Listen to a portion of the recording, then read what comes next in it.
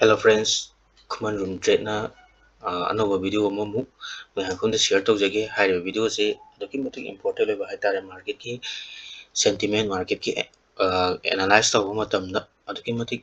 दगा होएगा तो वो topic निका आदो मैं आम ना video सी लोग हो गिंग view हाई से कहीं नो हायर कांड अकोई ना topic सी कोई की हम जी key level हायर का खंडा नहीं बको key level से कहीं हायर कांड मागी market की movement अमसा करीना हायर बा movement सी मागी sentiment सी दा अकोई ना मरु होएगा ꯃꯐꯝ ꯑꯦꯔꯤꯌꯥ ꯑꯃ ꯑꯩꯈꯣꯏꯅ ꯗꯤꯁꯀꯁꯟ ꯇꯧꯕ ꯍꯥꯏꯇꯥꯔꯦ ꯃꯁꯤꯒꯤ ꯑꯦꯔꯤꯌꯥꯁꯦ ꯑꯍꯥꯟꯕ ꯃꯥꯒꯤ ꯀꯩꯅꯣꯁꯦ ꯀꯩ ꯍꯥꯏꯔ ꯈꯪꯅꯒꯦ ꯍꯥꯏꯔꯀꯥꯟꯗ ꯑꯣꯔꯗꯔ ꯕ꯭ꯂꯣꯛ ꯍꯥꯏꯔꯒ ꯑꯩꯈꯣꯏꯅ ꯈꯪꯅꯩꯌꯦꯕ ꯑꯣꯔꯗꯔ ꯕ꯭ꯂꯣꯛ ꯀꯣ ꯁꯤꯒꯤ ꯑꯣꯔꯗꯔ ꯕ꯭ꯂꯣꯛꯁꯦ ꯁꯤꯗꯩꯁꯤꯗ ꯑꯩꯈꯣꯏꯅ ꯑꯣꯔꯗꯔ ꯕ꯭ꯂꯣꯛꯁꯦ ꯁꯥꯏꯠ ꯑꯅꯤꯗꯁꯨ ꯑꯩꯈꯣꯏꯅ ꯑꯗꯨꯝ ꯍꯥꯏꯕ ꯌꯥꯏ ꯑꯞ ꯇ꯭ꯔꯦꯟꯗꯁꯨ ꯑꯣꯔꯗꯔ ꯕ꯭ꯂꯣꯛ ꯂꯩꯒꯅꯤ ꯗꯥꯎꯟ ꯇ꯭ꯔꯦꯟꯗꯁꯨ ꯑꯣꯔꯗꯔ ꯕ꯭ꯂꯣꯛ ꯂꯩꯒꯅꯦꯕ ꯍꯥꯏꯗꯤ ꯑꯞ ꯇ꯭ꯔꯦꯟꯗ ꯀꯩꯗꯧꯕ ꯃꯥꯔꯀꯦꯠꯁꯦ ꯑꯩꯈꯣꯏꯅ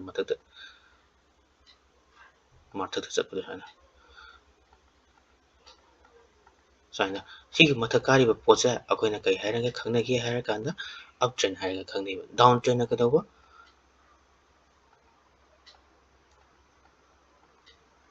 ꯁꯨꯃꯥꯏꯅ ꯃꯈꯥꯗ ꯀꯨꯝꯊꯕꯁꯤꯅ ꯗꯥꯎꯟ ꯇ꯭ꯔꯦꯟ ꯍꯥꯏꯔꯒ ꯈꯪꯅꯒꯅꯦꯕ ꯑꯗꯨꯒ ꯁꯤꯗꯩꯁꯤꯗ ꯑꯩꯈꯣꯏꯅ ꯑꯞ ꯇ꯭ꯔꯦꯟꯁꯤꯗ ꯃꯥꯒꯤ ꯍꯥꯏꯔꯤꯕ ꯂꯦꯚꯦꯜꯁꯦ ꯑꯩꯈꯣꯏꯅ ꯗꯤꯃꯥꯟ ꯍꯥꯏꯔꯒꯁꯨ ꯈꯪꯅꯒꯅꯦꯕ ꯃꯥꯒꯤ ꯑꯣꯔꯗꯔ ꯕ꯭ꯂꯣꯛ ꯃꯄꯥꯁꯦ ꯁꯤꯒꯤ ꯃꯄꯥ ꯁꯤ ꯀꯩ ꯀꯧꯕ ꯍꯥꯏꯔ ꯈꯪꯅꯕ ꯑꯣꯔꯗꯔ ꯕ꯭ꯂꯣꯛ ꯑꯃꯅꯦꯕ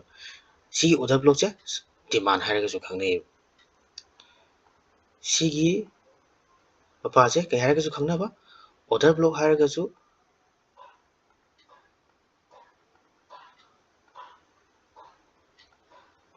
ꯑꯣꯔꯗꯔ ꯗꯤꯃꯥꯟ ꯍꯥꯏꯔ ꯈꯪꯅꯒꯅꯤ ꯁꯤꯒꯤ ꯃꯄꯥꯁꯦ ꯗꯤꯃꯥꯟ ꯍꯥꯏꯔꯒ ꯈꯪꯅꯒꯅꯦꯕ ꯑꯗꯨꯒ ꯁꯤꯒꯤ ꯃꯄꯥꯁꯦ ꯀꯩ ꯍꯥꯏꯅꯁꯨ ꯈꯪꯅꯕ ꯑꯣꯔꯗꯔ ꯕ꯭ꯂꯣꯛ ꯍꯥꯏꯔꯒꯁꯨ ꯈꯪꯅꯅꯦꯕ ꯑꯗꯨꯒ ꯑꯃꯅ ꯀꯩꯗꯧꯕ ꯁꯤꯒꯤ ꯃꯄꯥꯁꯦ ꯃꯈꯥꯗ ꯀꯨꯝꯈꯤꯕꯒꯤ ꯁꯤꯒꯤ ꯃꯄꯥꯁꯦ ꯁꯤꯅ ꯀꯩ ꯍꯥꯏꯔ ꯈꯪꯅꯕ ꯁꯄ꯭ꯂꯥꯏ ꯍꯥꯏꯔ ꯈꯪꯅꯅꯦꯕ ꯁꯤꯒꯤ ꯃꯄꯥꯁꯦ ꯀꯩ ꯍꯥꯏꯔ ꯈꯪꯅꯕ ꯁꯄ꯭ꯂꯥꯏ ꯍꯥꯏꯔ ꯈꯪꯅꯅꯦꯕ ꯑꯗꯨꯒ ꯁꯤꯒꯤ ꯄꯣꯠꯁꯦ ꯀꯩ ꯍꯥꯏꯔꯒꯁꯨ ꯈꯪꯅꯕ ꯑꯣꯔꯗꯔ ꯕ꯭ꯂꯣꯛ ꯍꯥꯏꯔꯒꯁꯨ ꯈꯪꯅꯅꯦꯕ ꯑꯗꯨꯅ ꯁꯨꯃꯥꯏꯅ ꯇꯧꯗꯅ ꯑꯣꯔꯗꯔ ꯕ꯭ꯂꯣꯛ ꯁꯤ ꯀꯩꯅꯣ ꯗꯥꯎꯟ ꯇ꯭ꯔꯦꯟꯗꯁꯨ ꯑꯣꯔꯗꯔ ꯕ꯭ꯂꯣꯛ ꯑꯞ ꯇ꯭ꯔꯦꯟꯗꯁꯨ ꯑꯣꯔꯗꯔ ꯕ꯭ꯂꯣꯛ ꯗꯥꯎꯟ ꯇ꯭ꯔꯦꯟꯗꯁꯨ ꯑꯣꯔꯗꯔ ꯕ꯭ꯂꯣꯛ ꯂꯩꯅꯤ ꯑꯗꯨꯒ ꯁꯤꯒꯤ ꯑꯦꯔꯤꯌꯥꯁꯦ ꯃꯈꯥꯗ ꯀꯨꯝꯊꯈꯤꯕꯒꯤ ꯁꯤꯒꯤ ꯄꯣꯏꯟꯁꯦ ꯍꯥꯏꯕꯗꯤ ꯑꯩꯈꯣꯏꯒꯤ ꯂꯋꯔ ꯍꯥꯏ ꯍꯥꯏꯇꯥꯔꯦ ꯁꯤꯁꯦ ꯁꯄ꯭ꯂꯥꯏ ꯍꯥꯏꯔ ꯈꯪꯅꯅꯦꯕ ꯁꯤꯅ ꯍꯥꯌꯔ ꯂꯣꯁꯤꯅ ꯀꯩꯗꯧꯕ ꯗꯤꯃꯥꯟ ꯍꯥꯏꯔꯒ ꯈꯪꯅꯒꯅꯦꯕ ꯑꯗꯨꯒ ꯁꯤꯒꯤ ꯂꯦꯚꯦꯜꯁꯦ ꯑꯩꯈꯣꯏꯅ ꯀꯩꯗꯧꯕ ꯐ꯭ꯌꯨꯆꯔꯗ ꯇꯨꯡꯗ ꯑꯃꯨꯛ ꯀꯩꯗꯧꯕ ꯁꯤꯒꯤ ꯃꯄꯥ ꯑꯃꯃꯨꯛ ꯂꯩꯅꯦꯕ ꯁꯤꯒꯤ ꯃꯄꯥ ꯑꯃ ꯀꯣ ꯁꯤꯒꯤ ꯃꯄꯥ ꯑꯃꯃꯨꯛ ꯁꯨꯃꯥꯏꯅ ꯃꯥꯔꯀꯦꯠꯁꯦ ꯂꯩꯅꯦꯕ ꯍꯥꯏꯕꯗꯤ ꯑꯦꯛꯖꯥꯝꯄꯜ ꯑꯣꯏꯅ ꯁꯤꯗꯩꯁꯤꯗ ꯃꯥꯔꯀꯦꯠꯁꯦ ꯀꯨꯝꯊꯔꯦ ꯈꯜꯂꯣ ꯁꯤ ꯃꯄꯥꯗꯒꯤ ꯍꯥꯏꯅ ꯇꯧꯔꯒ ꯁꯨꯃꯥꯏꯅ ꯇꯧꯔꯒ ꯑꯃꯨꯛ ꯀꯥꯈꯤꯕ ꯑꯗꯨꯗꯒꯤ ꯁꯤꯒꯤ ꯃꯄꯥꯁꯤꯗ ꯑꯃꯨꯛ ꯁꯨꯃꯥꯏꯅ ꯇꯧꯔꯒ ꯀꯨꯝꯊꯔꯦ ꯈꯜꯂꯣ ꯁꯤꯒꯤ ꯃꯄꯥꯁꯤꯗ ꯁꯨꯃꯥꯏꯅ ꯇꯧꯔꯒ ꯑꯃꯨꯛ ꯁꯨꯃꯥꯏꯅ ꯇꯧꯔꯒ ꯀꯥꯕ ꯑꯗꯨꯅ ꯁꯤꯒꯤ ꯃꯄꯥꯁꯦ ꯑꯃꯨꯛ ꯀꯔꯤ ꯍꯥꯏꯔꯒ ꯈꯪꯅꯒꯦ ꯍꯥꯏꯔꯀꯥꯟꯗ ꯔꯦꯖꯤꯁꯇꯦꯟꯁ ꯍꯥꯏꯔ ꯈꯪꯅꯅꯦꯕ ꯁꯣꯔꯤ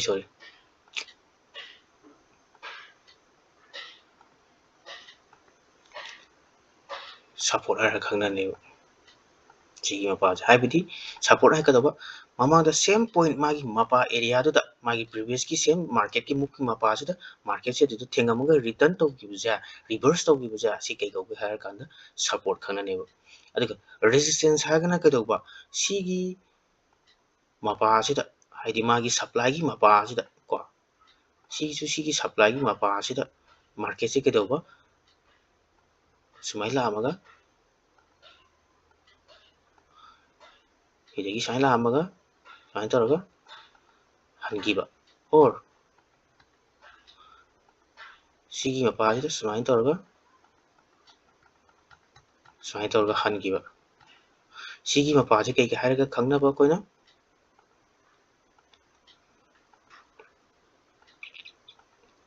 ꯁꯞꯄꯣꯔꯠ ꯍꯥꯏꯔꯒ ꯈꯪꯅꯒꯅꯦꯕ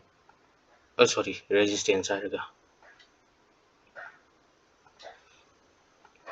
ꯑꯃꯨꯛ ꯍꯟꯅ ꯔꯤꯃꯥꯏꯟ ꯇꯧꯒꯦ ꯁꯤꯒꯤ ꯍꯥꯏꯔꯤꯕ ꯑꯞ ꯇ꯭ꯔꯦꯟꯁꯦ ꯁꯤꯒꯤ ꯃꯥꯒꯤ ꯃꯈꯥꯁꯦ ꯍꯥꯏꯗꯤ ꯃꯥꯔꯀꯦꯠꯀꯤ ꯃꯊꯛꯇ ꯑꯞ ꯇ꯭ꯔꯦꯟ ꯆꯠꯇꯣꯏ ꯅꯠꯇ꯭ꯔꯥ ꯁꯤꯒꯤ ꯃꯄꯥꯁꯤ ꯀꯩ ꯍꯥꯏꯔ ꯈꯪꯅꯕ ꯗꯤꯃꯥꯟ ꯍꯥꯏꯔꯒꯁꯨ ꯈꯪꯅꯅꯦꯕ ꯑꯣꯔꯗꯔ ꯕ꯭ꯂꯣꯛꯅꯤ ꯑꯗꯨꯒ ꯗꯤꯃꯥꯟ ꯍꯥꯏꯔꯒ ꯈꯪꯅꯅꯦꯕ ꯗꯥꯎꯟ ꯇ꯭ꯔꯦꯟꯗꯅ ꯀꯩꯗꯧꯕ ꯁꯤꯒꯤ ꯃꯥꯔꯀꯦꯠ ꯃꯈꯥꯗ ꯀꯨꯝꯊꯈꯤꯕꯁꯦ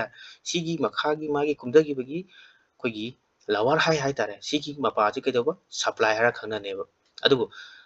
hidai jamu next feature da kedoba mapa ji mu koina resistance amazon koina support hara ga mu naina rakaneba adu resistance na kedoba high river down trend sigi magi supply mapa ji da mathangi next move da market ji thengamaga makha da chatkhiba taraga di reverse tawra sakhiba taradi madugi mapa do apana kayai khangnaba resistance hara khangna ganeba aduga uptrend na amka doba magi support se magi high river demand mapa sida akoina feature da magi mapa ji market laaga market chatkhiba ja sibu kai hara khangna gadegi hara kanda support hara khangna ganeba adana high river khogi key level ja masi khangdaba sunya yadraba haitare akoina market ama nainaba matamda aduna marak thana video jigi somna high river market ki sentiment high river market ki movement ja khangba amasung market ki daily ki analyze nainaba ja somna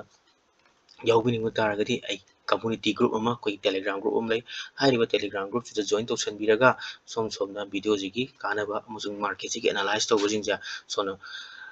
khangbiyu aduna hariba telegram gi link do ai video jigi description da ai hapsaramge ada sigi ujik aina ujik market theory koina ji nainare key level na kaino order block na kaino adagi up trend na kamana haribno down trend na kamana haribno demand na kaino supply na kaino musung koina support na kaino resistance na kaino haribu jingja ai real chart to ji ai ul age baba akoina ngasi discussion tawdoi je kaido euro usd ni 1 hour time frame ni akoina ji discussion tawdoi je order block amani akoina order block amani akoina hariba order block se kamaina key level oirino haibuna singujingdo ai makhada ai video se tawji lage ko hariba koina ujik order block sa kamaina no haiba matamda order block ama oiragadi hariba magi market ki move sa sidai sida market si makha kumdagidra magi market si makha kumdringaida akoina market ki sentiment je kamaina nainagadagi hair kanda magi next move sa yam chawna khara chatkaneba haiba next move chuda kadaba magi thagnaba candle ani natraga ahumja sisiki manakta akogi imbalance ama thokaneba ko imbalance am thokaneba imbalance se mostly koina kamal oina mayamna khangnaba FBG ko FBG ma thokaneba haibidi candle gi move sa magi last koina candle ani natra ahum de nainaba matamda magi move se ine fair value gap thoktra haidi candle ama ahum si marta ama hangdra adigi sigi fair value si tam thoktra aduna kadauba sigi area ja key level ki kadau order block amne sije order block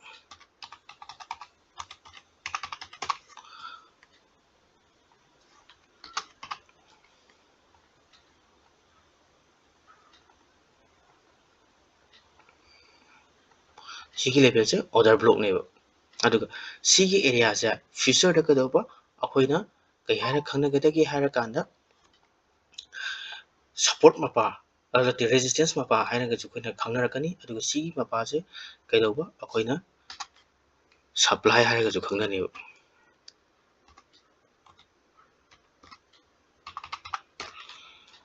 supply aduna sidai sida magi market sidai da imbalance thoktra adu sigi pose kai kauraba akoina support haina khangna ne sorry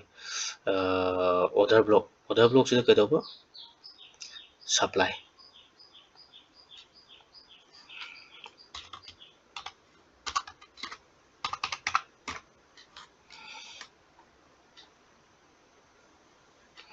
supply aduga sigi mapa sida akoina feature da kai haina khangna gani resistance haina khangna gani sigi mapa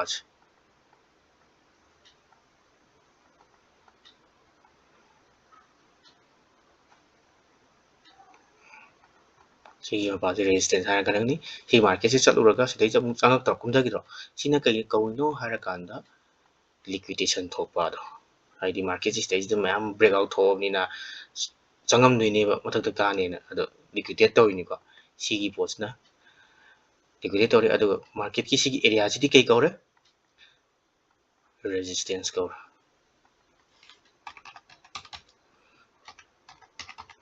resistance kaure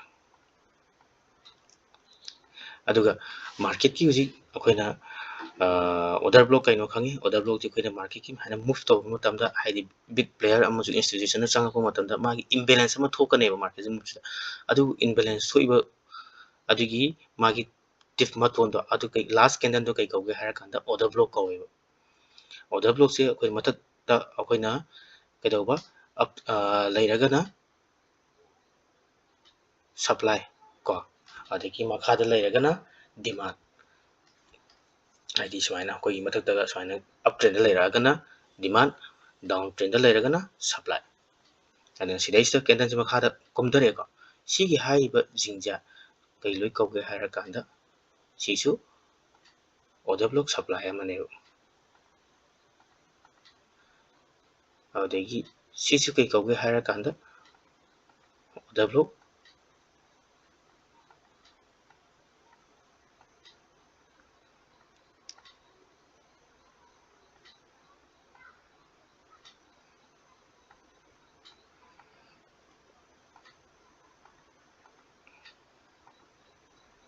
sisu kai kauge hara kanda order block supply ko makhada magi makhadagi mu kadoba market se mutak tum laktra sigi area ja siu kai kauge hara kanda sina order block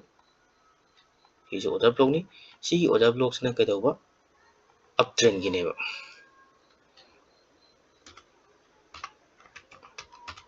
uptrend demand sigi na karamba sigi pot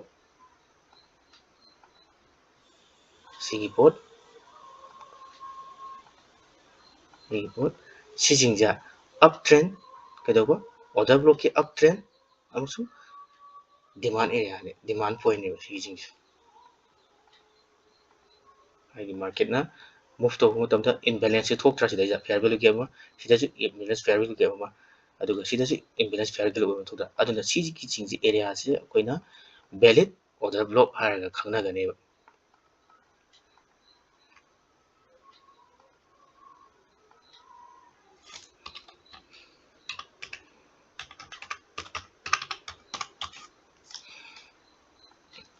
order block uptrend demand ko suaina hairi ba magi order block se karino ko myamne khange azaki mu order block se supply sina kadoba da koina down trend la ko matamda magi sigi lower high si jingje si order block jingje supply ha khangda ne aduga sigi uptrend ka gi bagi magi last khoi candle se kadoba order block ni uptrend gi ko sisu uptrend gi ka gi bagi magi last candle se kai ko order block ni sisu demand ha ka khangne sisu last kano ni uptrend ka gi bagi last candle ni sisu kai ko order block uptrend demand haina du khangna ne suana ada sigi mapa se akoina habit sam khangnaba line khara singji ko suana singji si pa se ju akoina khangnaba haidi support uji support thira je suana haidi ba mapa se ta kadauba sigi market ki sentiment ja sidagi ngasai koigi selling pressure kan buduna kadauba magi hairiba order block akoigi demand area se kaigre mun husi sai area se kadauba akoigi invalid order block oireba haduna kadauba backer block oigreba aduna selling pressure kan bunina market se sigi order block singje akoina support on thokpa ngamdreba aduga market sidai jamu yengaji sigi mapa sida siuju kidi market se yauraktri siju kano makhalamani order block makhalamni kaigino sigi magi move sigi kwagi last kidai ta kadauba imbalance ma create tawdra sigi kadauba order block ni adu sigi mapa sida su yengaji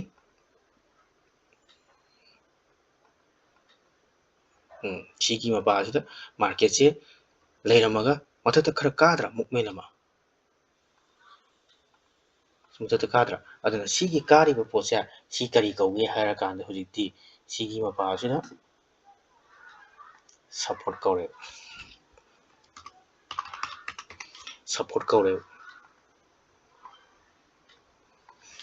सुमाइना support हायरना कइनो order block हायरना कइनो हाइदी सिगी मपासना market से चत्तब नत्रो अदुना सी पोसे सपोर्ट नत्रेब सिगी मपासना मार्केट से थेंगमगा मार्केट से सुमाइ तोरगा चटखिद्रेब सिगी मपासे सुमाइ तोरगा सिसी चटखिद्रे सिने सुमाइ तोरगा चत्रो अदुना सिगी मपाजा सिदी चले सिगी मपाजे कइदोबो सपोर्ट ओइरेब अदुना सिगी मपासदासु मार्केट से हंद्रो हंथे अदु सिगी मपासे लेवल से कई कौर रेजिस्टेंस हायर को कई गुम सिगी मपासे हंदबे मार्केट से कागी बतारगदी सिगी मपासे रेजिस्टेंस नत्रे सिदा ओइजे सिगी मपासे कोई हंदुम थोक्त्रा मार्केट से हंदुम थोक्त्रा अदु हंदबे मखा कुमदा अदु सिजे सपोर्ट नत्रे सी हल्ली नत्रा अदु सिजे कइदोबो सपोर्ट ओइरे अदु मार्केट से मागी कनो सेलिंग प्रेशर कनबगी मतुंगिना कइदोबो मखा कुमदा अदु स्टिल मार्केट से हुजी कइदोबो सपोर्ट होल्ड तौरगा लैरे अदु सिगी मपा लेवल से अखोइना कई हाय खंगनगदगे हाय कांदा सपोर्ट हायगा खंगनगने अदु सुमाइन तौदना मार्केट की कोइना सेंटीमेंट अमा नैनाबा मतमदा कयामु यामना की लेवल से ऑर्डर ब्लॉक से मथौ तौवी सप्लाई ना करमबनो डिमांड ना करमबनो हायबना सिंबा अदि रेजिस्टेंस ने करमबनो सपोर्ट ना करमबनो हायबना सिंबदा आइने वीडियो सिदा हाय फमदा योहंजरी अदना सोम की चार्ट एनालाइज तो बियो हाइबा मपाजे कमाइना ऑर्डर ब्लॉक हाइबा तारगदी मागी कैंडल की मूव चटख्रिबदो मदुदिगी लास्ट कैंडल दो अदु ऑर्डर ब्लॉक कवि अदुगी ऑर्डर ब्लॉक से अकोइना इनवैलिड हाइदी ऑर्डर ब्लॉक मपांगन कनबने हारगदी अकोइना कमाइना आइडेंटिफाई तौगदगी हारकांदा अखोई इम्बैलेंस म कैंडल जे कोइना चांग मूव तौगिबो अदुगी लेवल कनोदो ओयता कैंडल की फॉर्मेशन दो ओयतारगदी ऑर्डर ब्लॉक से अकोइना स्ट्रांग ओयना अकोइना आइडेंटिफाई तौगनेबा अदुना ऑर्डर ब्लॉक से अप ट्रेंड दसु लैगनी डाउन ट्रेंड दसु लैगनी अदुना हाइबो ऑर्डर ब्लॉक सिदा डाउन ट्रेंड कदौबा मागी कनो सप्लाई हायर खंगनै अप ट्रेंड न कदौबा डिमांड हायर खंगनै सुमाइन तौदना अखोइना मार्केट की स्ट्रक्चर मार्केट की एनालाइज तौबा मतमदा सुमाइना कोई मफम मफम मागी एरिया जगह सिगिना सी कौई हाबदा आई मयाम मफमदा उचरी सोम की चार्ट एनालाइज तौबियो बैक टेस्ट मयाम तौबियो अदुगा मार्केट सानाबियो आई सिबु हाइजरगा खुमरुम ट्रेडना मफमदा लोसनजरी थैंक यू।